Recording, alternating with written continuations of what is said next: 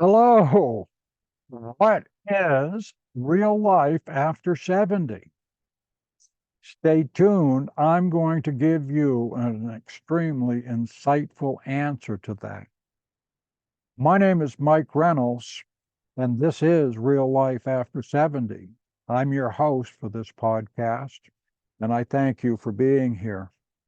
Now, before I get to that, I tell you, insightful answer, um, I got to say,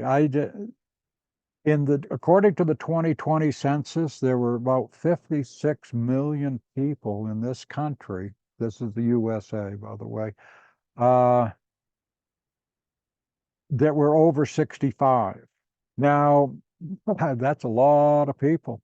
Now, a lot of us are still alive, myself included, and I would have been in that group there, 2020 census. In fact, I worked with the census during that period. I was a little, that was fun. Well, that's a story for another time, though. But anyway, what is 56 million people? All right. We got to wonder. I think there's probably the answer to that question, what is real life after 70, is for all of us that are still alive, that are 70 years old now and beyond.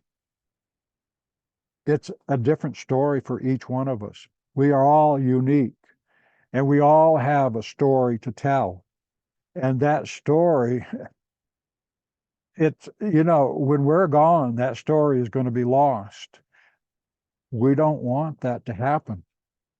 So we need to do the best we can to kind of pass along our stories and make them interesting. We got to make our life, as long as we're healthy. And I appreciate the fact that there are a lot of people out there, out in those millions of people that are over 70.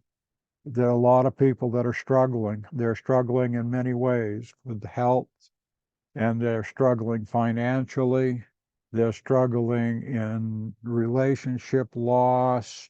It's once we hit 70, we know we're going to face all of that somehow, somewhere. And, I don't know, I suppose you get out of it by, dying suddenly and healthy, I've said that a number of times, and I don't know if I really mean it or not, because I don't really want to die right now.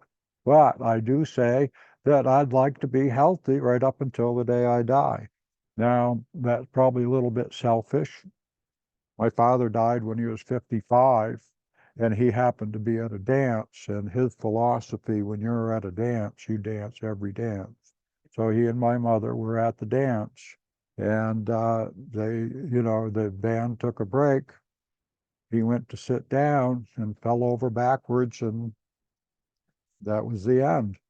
So that, I was like 23, I believe, at the time, and in college, and had been in the military for a couple of years before that. So anyway, again, all of that is a story for another time, and I don't want to bore you with my little life history. You know, like I said, my father died when I was 50, when I was 20 something. And, I've been widowed. That was like 24 years ago. And then, almost exactly 24 years ago, come to think of it, March 25th, today is March 23rd. So in 2 days, have been 24 years. My gosh. Time flies. I'm in a nice relationship now for just over 21 years, and and it's very nice. And I give gratitude every day for the things in my life, because I'm not I'm not subject at this moment to the worries of having failing health. Now, I've had that too. Had quadruple bypass surgery almost 5 years ago. If I make it to June, it'll be 5 years.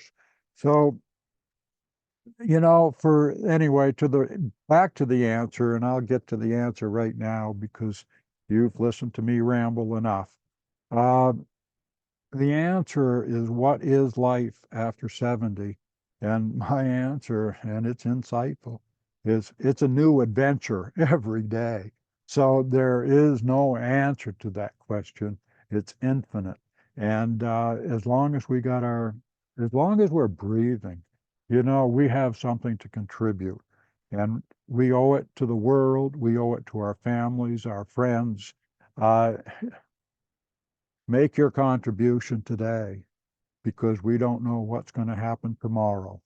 So, anyway, as a friend of mine says, don't wait for opportunity, create it. So, bye for now. This is Mike Reynolds signing off.